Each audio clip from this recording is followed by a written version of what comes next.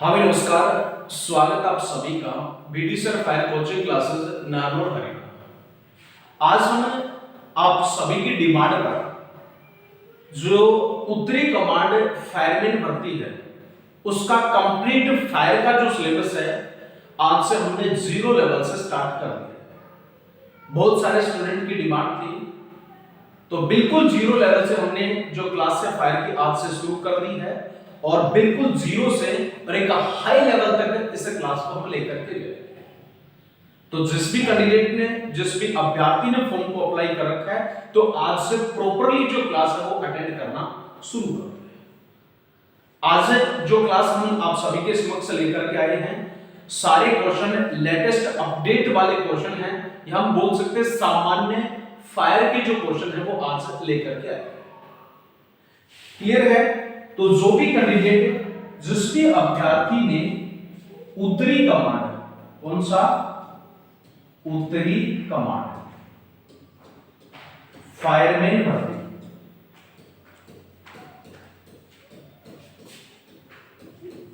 इसका जो form apply किया था वो आज से क्लास लेना स्टार्ट कर।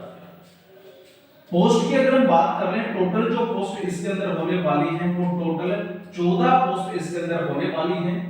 अगर सिलेबस की बात कर ले तो ओनली जो फायर का सब्जेक्ट है, ओनली फायर का जो सब्जेक्ट है उससे रिलेटेड दोस्तों 50 क्वेश्चन एग्जाम के अंदर पूछे गए। कितने क्वेश्चन है? 50 क्वेश्चन जो हैं वो एग्जाम के अंदर पूछे जाएंगे और 100 क्वेश्चन अपने रीजनिंग, मैथ, जीके और इंग्लिश हिंदी से रिलेटेड एग्जाम में पूछे गए। तो जहां तक हम समझते हैं 50 क्वेश्चन बहुत अधिक क्वेश्चन होते हैं। मात्र 33% टोटल क्वेश्चन पेपर के अंदर आपको लेकर के आने होंगे तो आप एग्जाम में क्वालिफाई हो जाओगे। ठीक है, तो स्टार्ट करते हैं। बिल्कुल ध्यान से सोच समझ करके क्वेश्चन को देखें और उसका आंसर दें और बहुत ही हाई लेवल तक इस क्लास को हम लेकर के जाएंगे, बिल्कुल 0 लो लेवल से। तो स्टार्ट कर लेते हैं अपनी जो फर्स्ट क्लास है। फर्स्ट क्वेश्चन आप सभी के सामने है कि हाल ही में फायर ब्रिगेड के लिए किस राज्य ने single window system application launch किया है। एक ऐसा राज्य जिसने अभी कुछ ही दिनों पहले सिंगल विंडो सिस्टम एप्लीकेशन को लॉन्च किया है, तो वो राज्य कौन सा है? तो ये क्वेश्चन पूछा गया है। ऑप्शन ए की अगर हम बात कर लें Haryana, option B Maharashtra, option C Punjab और ऑप्शन नंबर डी है उत्तर प्रदेश। सभी क्वेश्चन शानदार है, एग्जाम के अंदर पूछने वाले। तो किस राज्य ने कौन सा single window system application launch किया है? तो राइट अगर ऑप्शन की बात कर ले दोस्तों तो राइट ऑप्शन कौन सा होगा? ऑप्शन नंबर सी, पंजाब जो है, पंजाब जो राज्य है उस राज्य के अंदर कौन सा single window application system launch किया है। और ये जो एप्लीकेशन लॉन्च किया है वो किसने किया है? अपने जो पंजाब के मुख्यमंत्री हैं, पंजाब के जो मुख्यमंत्री हैं, और मुख्यमंत्री कौन है? भगवत मान। भगवत जो मान है उन्होंने अभी कुछ ही दिनों पहले ये जो एप्लीकेशन था उसमें लॉन्च किया है। और कौन सी पार्टी से रिलेटिव संबंधित है? तो आम आदमी जो पार्टी से संबंधित है। हालांकि अभी कुछ ही दिनों पहले एक न्यूज़ भी आई थी कि लगभग 60 साल की उम्र के अंदर शादी करने वाले जो सीएम है वो कौन है? यही भगवत मान, जिन्होंने अभी एक डॉक्टरनी से शादी करी थी। अभी शायद 2-3 महीने पहले की न्यूज़ है, एक डॉक्टरनी से शादी करी थी। किसने? भगवत जो मान है, जो आम आदमी जो पार्टी है उससे संबंधित है। तो इन्होंने जो सिंगल विंडो सिस्टम एप्लीकेशन है वो लॉन्च किया है। क्लियर है? यहां तक आगे जो क्वेश्चन है उसकी तरफ हम थोड़ा सा बात कर लेते हैं। नेक्स्ट क्वेश्चन क्या कुछ हो रहा है? अगला जो क्वेश्चन है आप सभी के सामने है। पहले क्वेश्चन को पढ़ लेते हैं कि क्वेश्चन नंबर 2 है, भारत का पहला कौन सा अस्पताल है जहां पे फायर स्टेशन स्थापित किया गया है? भारत का पहला हॉस्पिटल जिसमें फायर स्टेशन स्थापित किया गया है और फायर स्टेशन भी बाकायदा स्थापित इस हॉस्पिटल में है। और हॉस्पिटल की जो इमेज पिक्चर जो है आप सभी के सामने है, ये हॉस्पिटल है जिसके अंदर क्या स्थापित किया गया है, भारत का पहला फायर स्टेशन स्थापित किया। इससे पहले किसी भी हॉस्पिटल में किया गया है। तो इससे पहले किसी भी हॉस्पिटल के अंदर दोस्तों फायर स्टेशन स्थापित नहीं किया गया। तो एक बार थोड़ा सा ऑप्शंस की तरफ हम थोड़ा सा जान लेते हैं। ऑप्शन कौन कौन से आप सभी के सामने ऑप्शन होने वाला है क्या, ए नंबर जो ऑप्शन है वो जयपुर एम्स में, ऑप्शन जो बी है अपने पास में वो Mumbai, option C Delhi, option number D है रोहतक। 4 ऑप्शन दिए गए, तो इसमें कौन सी हॉस्पिटल के अंदर जो भारत का पहला फायर स्टेशन है वो स्थापित किया है। अगर राइट आंसर की हम बात करें, इसकी राइट आंसर की अगर हम बात करें दोस्तों, तो राइट आंसर क्या होने वाला है, ऑप्शन नंबर सी दिल्ली के अंदर भारत का पहला फायर स्टेशन स्थापित किया गया है। और दिल्ली कौन सी हॉस्पिटल के अंदर, एम्स हॉस्पिटल। किसमें, एम्स, दिल्ली जो एम्स है, दिल्ली जो एम्स हॉस्पिटल है उसके अंदर भारत का पहला फायर स्टेशन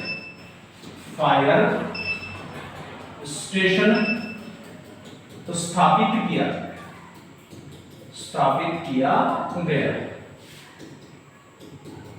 क्लियर है, एकमात्र भारत का पहला हॉस्पिटल है जहां पे फायर स्टेशन स्थापित किया गया है। और स्थापना की अगर हम बात करें दोस्तों, इसकी जो स्थापना थी वो कब की गई थी, वो अभी कुछ ही दिनों पहले 15 अगस्त 2021 को, कब, 15 अगस्त 2021 को भारत का पहला जो फायर स्टेशन है वो स्थापित किया गया था। किसके अंदर, और वो भी स्थापित किया गया था दिल्ली एम्स के अंदर स्थापित किया गया।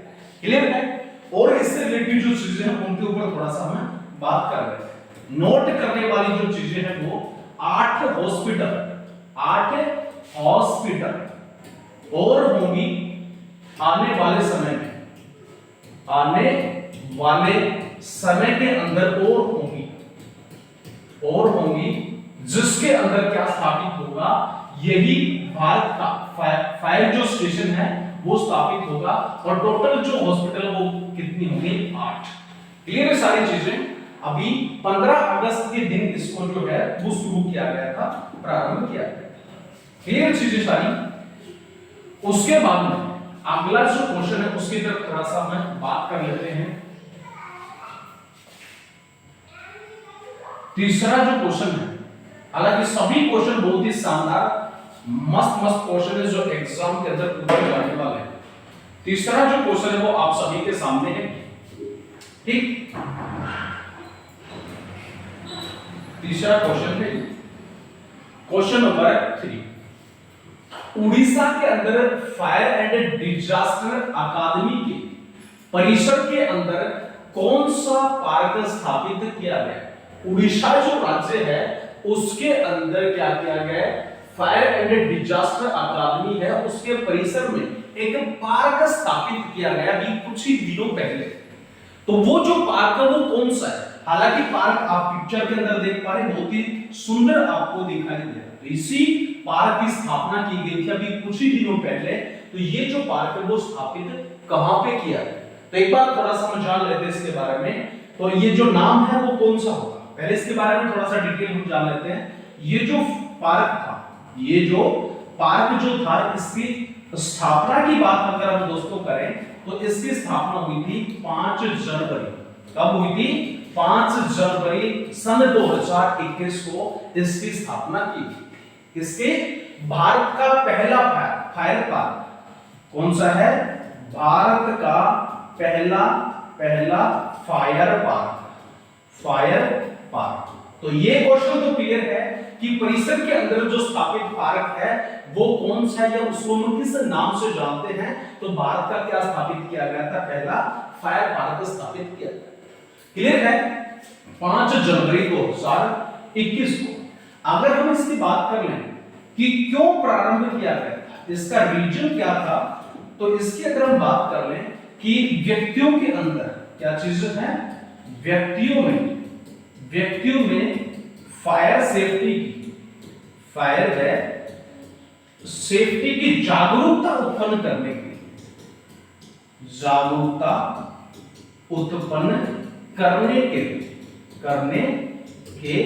लिए भारत का पहला जो फायर पार्क है उसकी स्थापना की गई थी। बाकायदा पिक्चर आप देख पा रहे हैं, हर एक प्रकार की जो पिक्चर है इसके अंदर आप सभी को देखने को मिलेगी। तो यही फायर पार्क है जिसकी स्थापना उड़ीसा राज्य के अंदर की गई है। अगर इसकी बात करें कि स्थापना जो थी वो किसने की थी, तो उड़ीसा के जो मुख्यमंत्री हैं, उड़ीसा के जो मुख्यमंत्री कौन थे उस टाइम में, नवीन पटनायक जी जो थे वो उड़ीसा के मुख्यमंत्री थे। और हर शनिवार को कब खुलता है, हमेशा हर शनिवार को ये खुलता है। कितने बजे, 3:30 बजे से और लगभग 5:30 बजे तक ये खुलता है। और इसके अंदर क्या क्या दी जाती है, महिलाएं जो होती हैं उनको रसोई घर की क्या चीज है, महिलाओं को रसोई घर की जो आग होती है, महिलाओं को रसोई घर की आग, उसकी जो जानकारी है वो दी जाती है, उनकी जो जागरूकता है वो उत्पन्न कर की जाती है इस भारत के पहले फायर पार्क के अंदर। क्लियर है सारी चीजें। तो कंटिन्यू इनका जो स्क्रीनशॉट है वो लेते जाएं, अपनी बुक वगैरह के अंदर नोट करते जाएंगे। इस प्रकार के क्वेश्चन किसी भी इंस्टीट्यूट में, किसी भी यूट्यूब चैनल के ऊपर देखने को नहीं मिले। क्लियर सारी चीजें। यहां तक आगे की तरफ थोड़ा सा हम बात कर लेते हैं, अगले जो क्वेश्चन है उनकी तरफ।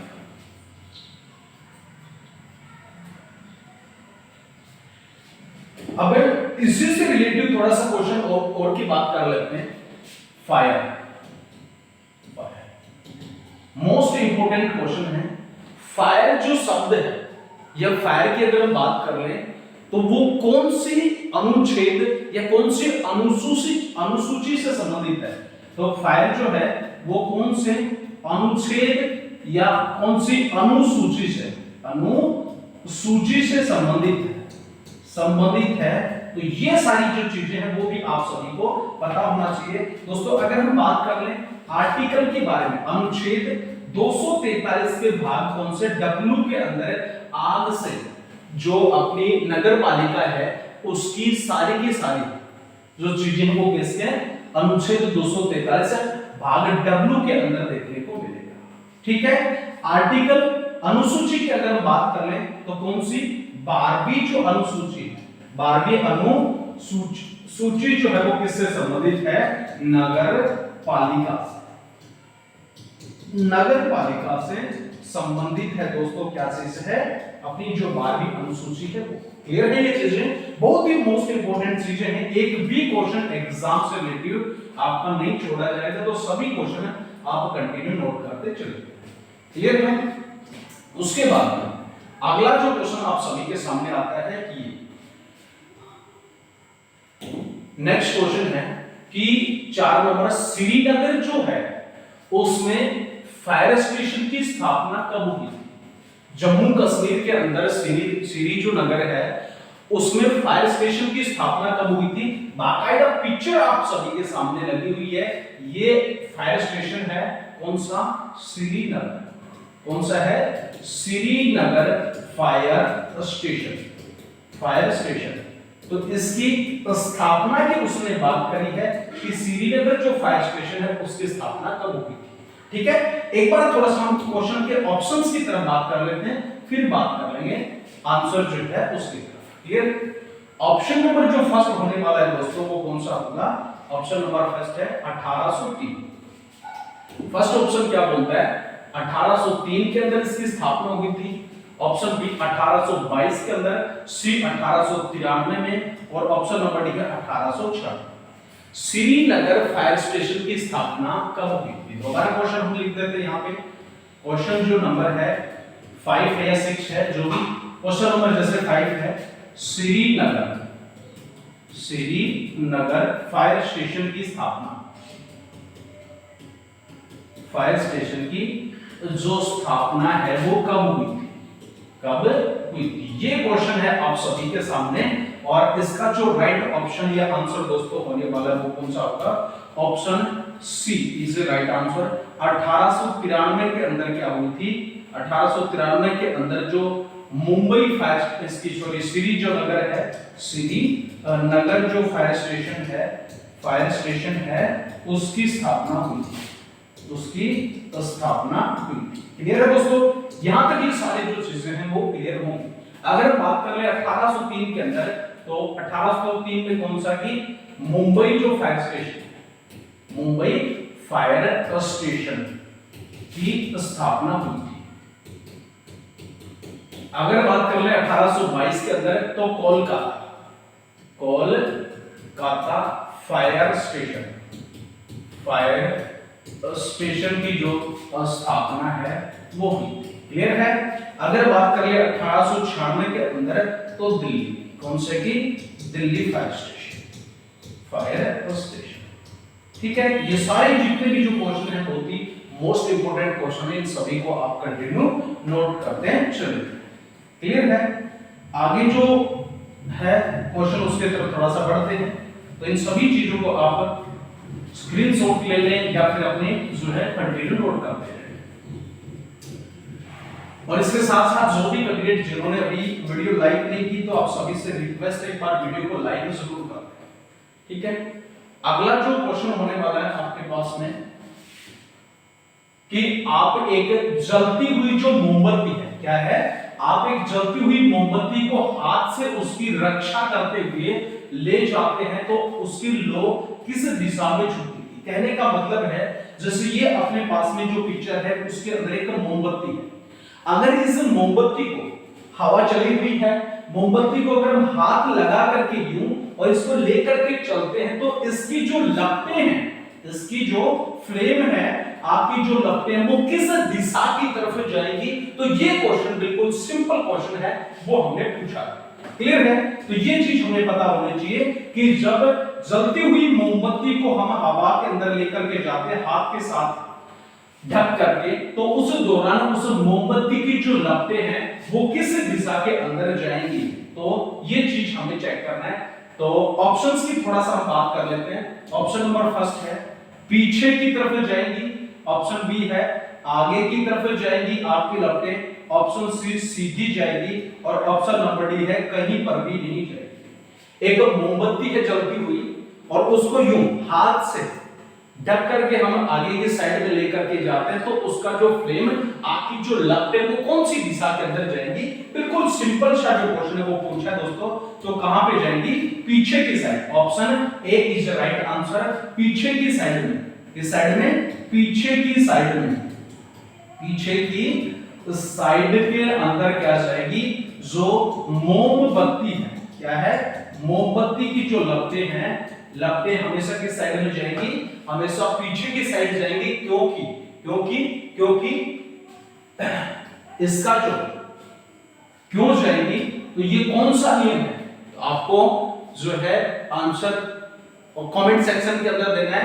कौन से नियम के थ्रू ये जो आपकी लपटें हैं वो पीछे की साइड में जाएंगी? मोस्ट इंपॉर्टेंट क्वेश्चन है और बहुत बार एग्जाम में पूछा है, ताकि अगर आप कमेंट करेंगे तो हमेशा के लिए क्वेश्चन आपको याद रहेगा। क्लियर है? नेक्स्ट क्वेश्चन की तरफ थोड़ा सा बात कर लेते हैं। अगला जो क्वेश्चन होने वाला अपने पास में वो क्या कुछ होगा? अगला क्वेश्चन अपने पास कौन सा? 6 नंबर। ठीक है, 6 नंबर जो क्वेश्चन है वो क्या है? थोड़ा सा इसको स्क्रीन का जो साइज है थोड़ा छोटा कर देते हैं, ताकि आराम से क्वेश्चन हमें समझ में आए।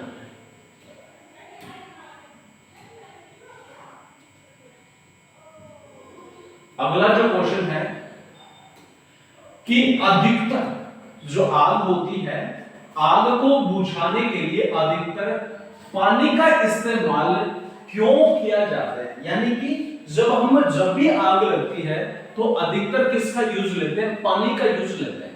तो पानी का ही यूज क्यों लेते हैं? बिल्कुल सिंपल सा क्वेश्चन है, सोचना आपको है, फिर उसके बाद में तुरंत ऑप्शंस की तरफ बात कर लेते हैं। जैसे ये पिक्चर भी है, यहाँ पे फायर है, यहाँ पे आग लगी हुई है और एक जो कैंडिडेट है उसके ऊपर क्या कर रहा है? कंटिन्यू पानी डालने का काम कर रहा है, यहां से ये। तो हमेशा आग जो लगती है उसके ऊपर पानी ही क्यों डाला जाता है? ये क्वेश्चन था, बहुत ही शानदार सिंपल सा क्वेश्चन है और बहुत बार ये क्वेश्चन एग्जाम के अंदर पूछे जाते हैं। क्लियर है? तो बात कर लेते हैं थोड़ा सा ऑप्शंस की तरफ। ऑप्शन नंबर जो फर्स्ट होने वाला आपके पास में वो क्या है कि पानी आग को बुझाने के लिए एक अच्छा साधन होता है। फर्स्ट ऑप्शन क्या बोल रहा है कि पानी जो होता है ना वो आग को बुझाने के एक अच्छा साधन। चलो ऑप्शन बी की तरफ बात कर लें कि पानी जलती हुई गर्मी को सोख लेता है। ऑप्शन बी जो है वो ये कह रहा है। ऑप्शन सी की बात करते हैं कि सी जलती हुई वस्तु के संपर्क में आने के बाद में पानी जो है वो भाप के रूप में बदल जाता है और उसका आयतन बढ़ जाता है। तो इसी कारण से जलती हुई वस्तु को क्या कर लेता है? वो भाप के बादल से घेर लेता है। ऑप्शन डी की बात कर लें, उपरोक्त सभी सही है। तो चार ऑप्शन है, इन चार ऑप्शंस में से आंसर को सिलेक्ट करना है कि हमेशा आग को बुझाने के लिए हमें पानी का ही इस्तेमाल क्यों करते हैं। क्लियर है? तो राइट जो आंसर होगा दोस्तों इसके अंदर कौन सा होगा? Option number D is right answer. उपरोक्त सभी जो है वो क्या है? Right option. क्लियर है सारी चीजें? तो इसी तरीके के जो क्वेश्चन है एग्जाम के अंदर थोड़ा सा, ज्यादा कुछ नहीं है, थोड़ा सा कंफ्यूज करने वाले जो क्वेश्चन है वो एग्जाम में पूछे जाते हैं। अगले क्वेश्चन की तरफ बात कर लेते हैं।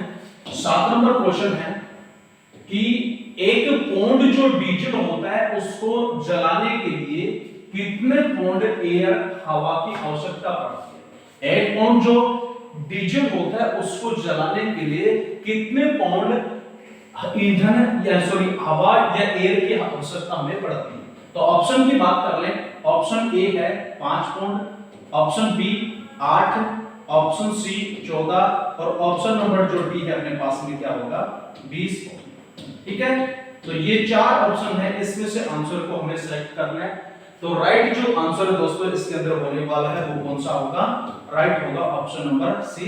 14 पौंड जो एयर होती है, 14 पौंड जो एयर, या हम बोल सकते हैं इसको हवा जो होती है उसकी क्या पड़ती है? हमें आवश्यकता पड़ती है, आवश्यकता होती है। क्लियर ये चीजें? क्लियर है सारे के सारे? तो इन सभी क्वेश्चंस को आप कंटिन्यू लिखते जाएं और अपने एग्जाम की जो तैयारी है अपने लगन से, मन से करते हैं। अगले क्वेश्चन की तरफ थोड़ा सा बढ़ लेते हैं। अगला जो क्वेश्चन है वो क्या है? ये 8 नंबर। 13 जून 1997 है, 13 जून 1997 को दिल्ली में कौन से सिनेमा घर में आग लगने पर बहुत अधिक मौतें हुई थी? तो वह स्थान कहां स्थापित है?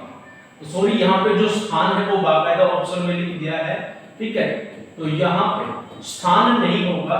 क्वेश्चन यही था कि 13 जून 1997 को एक सिनेमा घर के अंदर आग लगी थी, तो वो जो सिनेमा घर है वो कहां स्थापित है? ठीक है? ये क्वेश्चन था और ऑप्शन थे अपने पास में ए जयपुर, बी नारनौल, सी दिल्ली और ऑप्शन नंबर डी है मुंबई। ठीक है? तो ये चार ऑप्शन थे और चार ऑप्शंस में से आंसर सिलेक्ट करना है। तो आंसर जो होगा हमारा ऑप्शन नंबर कौन सा था? दिल्ली। दिल्ली के अंदर वो जो सिनेमा घर है वो स्थापित है और लगभग इसके अंदर जो 150 लोग हैं उनकी मौत हो गई थी। किसके कारण? आग लगने के कारण। आग लगने के कारण उनकी जो मौत थी वो हो गई। ये सारी चीजें। नेक्स्ट जो क्वेश्चन है उसकी तरफ थोड़ा सा बढ़ लेते हैं। अगला जो क्वेश्चन है वो क्या कुछ कहने वाला है? अगला जो क्वेश्चन अपने पास में वो है कि आग ईंधन में क्या होता है? आग में जो ईंधन है वो क्या है? ऑप्शन ए की तरफ बात कर ले। ऑप्शन ए है ईंधन को जलाने के लिए उचित तापकरण। ईंधन जो है वो आग में किस प्रकार से काम करता है? तो ईंधन ये बोलता है कि ईंधन को जलाने के लिए उचित तापकरण। बी ऑप्शन है ईंधन एक दहन सहायक गैस के रूप में काम करता है। ऑप्शन सी जलाने योग्य पदार्थ है। ऑप्शन नंबर डी है इनमें से कोई नहीं। तो चार ऑप्शन हैं, चार ऑप्शन में से आंसर को सिलेक्ट करना है कि ईंधन जो है वो आग में क्या कार्य करता है। तो सभी जो चीजें हैं वो आप सभी के सामने क्लियर है। तो राइट जो आंसर होगा ऑप्शन नंबर कौन सा? सी। ईंधन क्या होता है दोस्तों? एक जलने योग्य पदार्थ होता है। आग की अगर हम बात कर लें, किसकी? आग की अगर हम बात कर लें तो आग को लगने के लिए कितने एलिमेंटों की आवश्यकता पड़ती है फ्रेंड्स? 3 एलिमेंटों की आवश्यकता पड़ती है। सबसे पहले जो आ जाता है अपने पास में फ्यूल, जिसको हम ईंधन के नाम से जानते हैं। दूसरा अगर बात करें जैसे ताप हो गया। तीसरा जो आता है अपने पास में O2 यानी कि ऑक्सीजन। वेरी सीरियस, जब तीनों ये चीजें मिलती हैं, कौन सा? फ्यूल, टेम्परेचर और ऑक्सीजन, ये सभी जो चीजें मिलती हैं तो उससे दोनों रिजल्ट के अंदर अपने पास में क्या आता है? फायर, यानी कि आग जो है वो लगना शुरू हो जाती है। आग एक तीव्र रासायनिक अभिक्रिया होती है जो ईंधन, ताप और पर्याप्त ऑक्सीजन के माध्यम से जब इनका केमिकल रिएक्शन होता है तो उस दौरान एक छोटी सी हल्की सी चिंगारी उत्पन्न होती है और वही चिंगारी एक जब बड़ा रूप ले लेती है उसी को हमें फायर के नाम से, आग के नाम से जानते हैं। क्लियर ये सारी चीजें। आगे अगर हम खोज की बात कर लें तो खोज आप सभी को लगभग पता ही होगा। खोज जो है वो किस काल से, खोज जो किस काल से मानी जाती है? तो पूरा पाषाण, पूरा जो पाषाण काल है उस काल से आग की जो खोज है वो मानी जाती है। क्लियर? तो ईंधन क्या होता है? कि जलने योग्य पदार्थ होता है। ताप क्या करता है? कि इस ईंधन को जलाने के लिए उचित क्या होता है? ताप। और ऑक्सीजन क्या हो जाती है? कि दहन सहायक गैस होती है। क्या होती है? एक दहन सहायक गैस होती है। और अगर हम बात कर लें ऑक्सीजन के बारे में, ऑक्सीजन लगभग की अगर बात करें कितने परसेंट पाई जाती है? 21% वायुमंडल के अंदर पाई जाती है। वायुमंडल के अंदर 21% पाई जाती है। सर्वाधिक की मात्रा की बात करें तो 78% कौन सी पाई जाती है? नाइट्रोजन। कौन सी? नाइट्रोजन जो गैस है वो पाई जाती है। क्लियर सारी चीजें। अगर बात कर लें वायुमंडल में सबसे भारी गैस के बारे में, वायुमंडल के अंदर सबसे भारी गैस की अगर दोस्तों बात करें तो कौन सी होती है? तो वो गैस होती है CO2 यानी कि कार्बन डाइऑक्साइड। कौन सी? कार्बन डाई जो ऑक्साइड गैस होती है वो सबसे भारी गैस होती है। क्लियर सारी चीजें। यहां तक मुझे आइडिया वो सारी की सारी चीजें क्लियर हो गई। थोड़ा सा और अगर बात कर लें टेम्परेचर, ताप के बारे में। ताप जो है क्या होती है या ताप किसे कहा जाता है? ताप एक प्रकार की ऊर्जा होती है जो पदार्थ के परमाणुओं के अंदर क्या करता है? काइनेटिक मूवमेंट पैदा करने का काम करता है। कौन? ताप। इसको किसके अंदर है? एक तो बीटीयू और दूसरा कौन सा होता है अपना जो कैलोरी होती है उसके अंदर मापा जाता है। अगर बात कर लें कैलोरी के बाद में, कैलोरी के बाद बारे में बात करें तो 1 जो ग्राम पानी है दोस्तों उसका टेम्परेचर 1 डिग्री सेल्सियस बढ़ाने के लिए जितने भी हमने ऊर्जा जो दी वो क्या कहलाई अपने पास में? कैलोरी कहलाई। और 1 जो पौंड पानी है उसका टेम्परेचर 1 फारेनहाइट बढ़ाने के लिए जितनी भी हमने ऊर्जा जो दी वो क्या कहलाती है? बीटीयू के नाम से जानी जाती है। और हम इस बीटीयू को हम किस नाम से जानते हैं? ब्रिटिश थर्मल यूनिट के नाम से जानते हैं। क्लियर है सारी चीजें दोस्तों? ब्रिटिश थर्मल यूनिट के नाम से इसको जाना जाता है। जहां तक मुझे आइडिया वो सारी चीजें क्लियर हो चुकी है। ठीक है ना? हालांकि ज्यादा अगर डीपली जाएंगे तो बहुत लंबा जो सिलेबस है वो चला जाएगा। ठीक है? हालांकि फर्स्ट जो टॉपिक है लगभग कम से कम लगातार 10 घंटे की जो क्लास है first topic chemistry of fire के ऊपर हम आपको दे सकते हैं। ठीक है? इतने क्वेश्चन केमिस्ट्री ऑफ फायर के अंदर बनते हैं तो वो कंटिन्यू सारी की सारी जो चीजें वो एक बार ना करवा करके और धीरे धीरे जो है वो करवाते हैं। ठीक है? अगला जो क्वेश्चन उसकी तरफ थोड़ा सा हम बढ़ जाते हैं।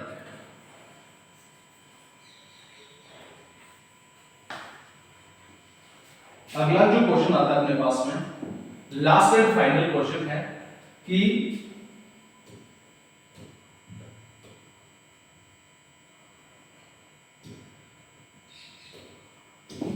10 नंबर क्वेश्चन अपने पास में, आधुनिक काल से लगभग 20 से 25 लाख वर्ष पहले कौन सा जो काल है वो माना जाता है। ठीक है, आज से लगभग 20 से 25 लाख वर्ष पहले कौन सा काल माना जाता है। तो ऑप्शन सामने अपने पास में, मध्य काल, पूरा पाषाण काल और सी प्राग ऐतिहासिक काल और ऑप्शन बड़ी है ये सभी। तो राइट जो ऑप्शन है आप सभी को लगभग पता ही होगा। तो राइट जो आंसर होने वाला है कौन सा दोस्तों, पूरा पाषाण जो काल है वो होने वाला है। लगभग आज से 20 से 25 लाख वर्ष पहले की बात है और इसी काल के अंदर किसकी खोज मानी जाती है। तो इसी काल के अंदर आग की जो खोज है, आग की जो खोज है वो मानी जाती है। और आग की खोज किसने की थी, पूरा पाषाण काल के अंदर आदि मानव ने जो खोज है वो करी थी। आदि मानव जो है उसने क्या की थी, आग की जो खोज है वो की थी। क्लियर है सारी चीजें। तो ये जो टॉपिक है वो आप सभी को जहां तक मुझे आइडिया है, आशा होगी सभी को समझ में आया होगा। और इससे भी बहुत ही शानदार क्वेश्चन आप सभी के समक्ष नेक्स्ट जो क्लास है उसके अंदर लेकर के आएंगे। बिल्कुल टेंशन लेने की कोई किसी भी प्रकार की जरूरत नहीं है। बहुत लो लेवल से और हाई लेवल तक लेकर के जाने की हमारी गारंटी होगी। और जो उत्तरी कमांड के अंदर 50 क्वेश्चन एग्जाम के अंदर पूछे जाएंगे, 100 और 1% गारंटी दोस्तों, श्योरिटी है, एक भी क्वेश्चन एग्जाम से बाहर नहीं जाएगा। ठीक है, तो आज के लिए इतना ही। तब तक के लिए जय हिंद, जय भारत।